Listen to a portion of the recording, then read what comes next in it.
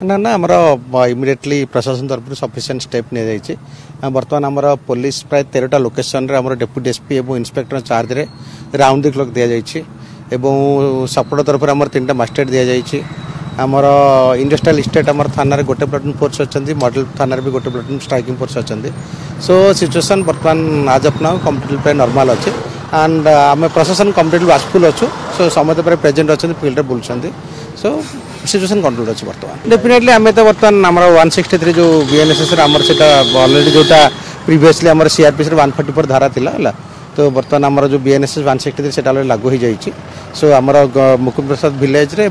जो वार्ड अच्छी 2टा full ward और 2टा पार्टली वार्ड आपंकर लागू से लागू होता एनफोर्स अच्छी बर्तमान सो आम वाच रखुचु जदि सेमती सिचुएसन तो ठीक ठाक अच्छे लोक को डेफिनेटली आम अपील रहा मेंटेन रखु